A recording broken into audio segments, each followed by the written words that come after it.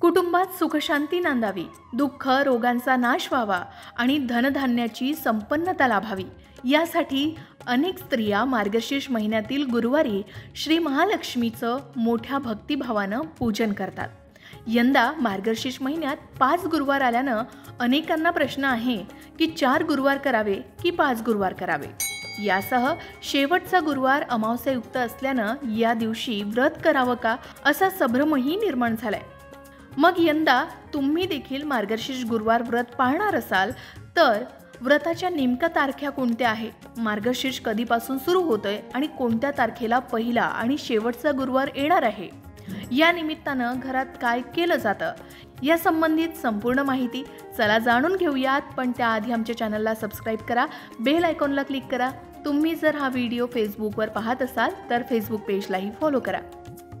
व्रतवैकल्याचा महिना म्हणजे मार्गशीर्ष महिना 13 डिसेंबर पासून सुरू होतोय। या महिन्यात महालक्ष्मी व्रताची सुरुवात होते। महालक्ष्मीचं व्रत मार्गशीर्षातील 4ही गुरुवार स्त्रिया मनोभावे पूर्ण करतात। मार्गशीर्ष गुरुवारी महिला स्नान करून सकाळी महालक्ष्मी व्रतासाठी घटाची मांडणी करतात। 5 पानं आणि नारळानं घट बनवला जातो, त्याचा साज शृंगार केला जातो। या घटासमोर महालक्ष्मीचा मुखवटा लावण्याची किंवा फ्रेम ठेवण्याची सुद्धा पद्धत आहे। त्यानंतर सकाळी आणि संध्याकाळी दोन्ही वेळी पूजा करून महालक्ष्मी व्रताची कहाणी वाचून नैवेद्य दाखवला जातो। या निमित्तानं महिला दिवसभर उपवास देखील करतात। मात्र यंदाच्या मार्गशीर्ष महिन्यात 5 गुरुवार येत आहेत। या उपवासामागे प्रत्येकाची काही ना काही श्रद्धा असते। मार्गशीर्षातल्या गुरुवारी घटाच्या स्वरूपात महालक्ष्मीची पूजा केली जाते। घटाला आकर्षक स्वरूपात सजावट केली जाते आणि मनोभावे पूजा अर्चना करून कुटुंबाला समाधान, शांती, ऐश्वर्य मिळावं अशी प्रार्थना केली जाते। शेवटच्या गुरुवारी व्रताचं उद्यापन केले जाते। अमावास्यायुक्त गुरुवार असेल तरी तो गुरुवार व्रत करण्यासाठी योग्य मानण्यात येतो, त्यामुळे या दिवशी उपवास करावे, यासह नित्य नियमानुसार व्रत पूर्ण करावं। शिवाय यासाठी कुठलीही शंका मनात ठेवू नये। या उलट मार्गशीर्षात देवीचं व्रत करण्यासाठी 1 गुरुवार अधिक मिळाला असल्यानं भक्तिभावानं पूजन करावं। पहिल्यांदाच मार्गशीर्ष गुरुवार व्रताची घटमांडणी करत असाल तर त्याची पूजा विधी सुद्धा जाणून घेऊया। श्री महालक्ष्मी व्रत करणाऱ्यांनी व्रत नियम जाणूनच पूजेला सुरुवात करावी। हे व्रत समाधान, शांती, ऐश्वर्य मिळावं म्हणून, याबरोबरच श्री लक्ष्मीची आपल्यावर सदैव कृपा राहावी म्हणून करायचं असतं। व्रत करणाऱ्यानं लवकर उठून स्नान करावं, शरीरानं मनानं निर्मळ होऊन पूजाविधी करावा। या महिन्यात देवी लक्ष्मी पृथ्वीवर अवतरते अशी धार्मिक श्रद्धा आहे। असं म्हटलं जातं की या महिन्यात गुरुवारी देवी लक्ष्मी त्या व्यक्तीच्या घरी जाते ज्याच्या घरात स्वच्छता, सजावटीसह पवित्रता, कुटुंबात आनंद आणि अधिक चांगले वातावरण असतं। अशा परिस्थितीत या दिवशी आपलं घर स्वच्छ ठेवावं। पूजा करण्यापूर्वी जागा स्वच्छ करून रांगोळी काढावी। रांगोळीनं स्वास्तिक मांडून त्यावर चौरंग किंवा पाट ठेवावा। 4ही बाजूला रांगोळी काढावी।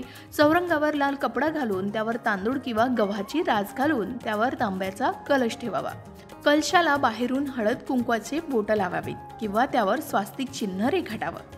कळशात दुर्वा, पैसा आणि सुपारी ठेवावी। कलशावर विड्याची पानं अथवा आंब्याची डहाळी किंवा 5 झाडांच्या डहाळी म्हणजेच पंचपत्री कलशावर ठेवावी। त्यावर नारळ ठेवावा।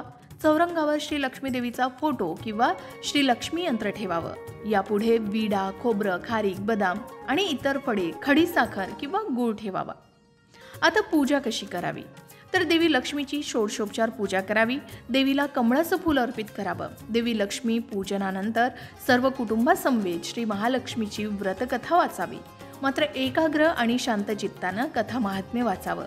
शांतता आणि एकाग्रता असल्यास पोथी वाचन चालू असताना श्री महालक्ष्मीचं अप्रत्यक्षरित्या अस्तित्व जाणवतं असं म्हणतात, म्हणून शांतता असायलाच हवी।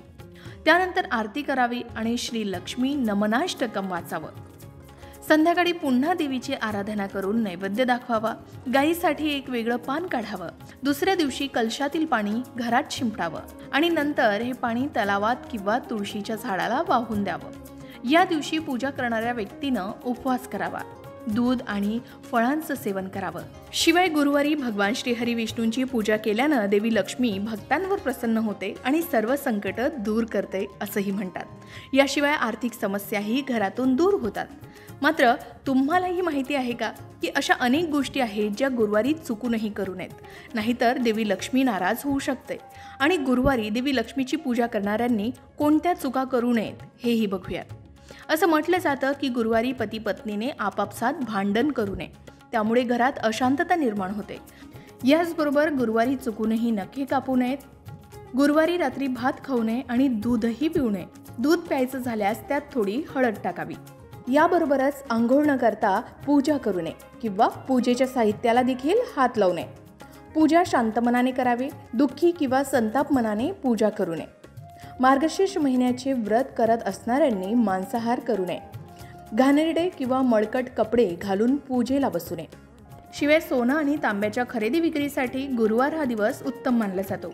या दिवशी घरात धूप दीप लावावं, हे अधिक शुभ मानलं जातं. धूप दिल्यानं गृहकलह, ताण आणि अनिद्रेपासून मुक्ती मिळते. सर्वात विशेष म्हणजे या दिवशी धूप दिल्यानं पारलौकिक मदत मिळते.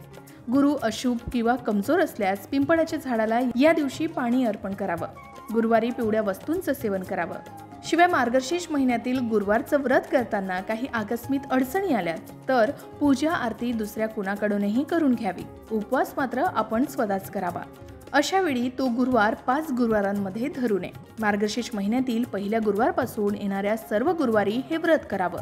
न चुकता दरवर्षी हे व्रत केल्यास घरात समृद्धी, सुख, आनंद येतो आणि त्या घरावर देवीचा कायम वरदहस्त राहतो.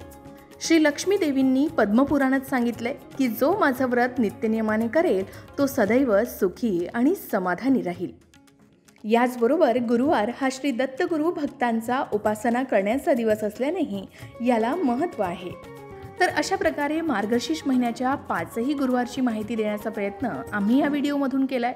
मार्गशीर्ष गुरुवारबद्दल आणखी काही तुम्हाला प्रश्न पडले असतील तर आम्हाला कमेंटमध्ये विचारा. त्याची योग्य माहिती देण्याचा प्रयत्न आम्ही नक्कीच करू. अशाच प्रकारच्या माहितीपूर्ण व्हिडिओसाठी लोकमत भक्ती चॅनलला नक्की सबस्क्राईब करा आणि बेल आयकॉनला क्लिक करा, म्हणजे आमच्या नवनवीन व्हिडिओचं नोटिफिकेशन तुम्हाला मिळत राहील. तसेच योग्य आध्यात्मिक मार्गदर्शनासाठी लोकमत भक्तीच्या फेसबुक पेज आणि इन्स्टा पेजला लाईक आणि फॉलो करायला विसरू नका.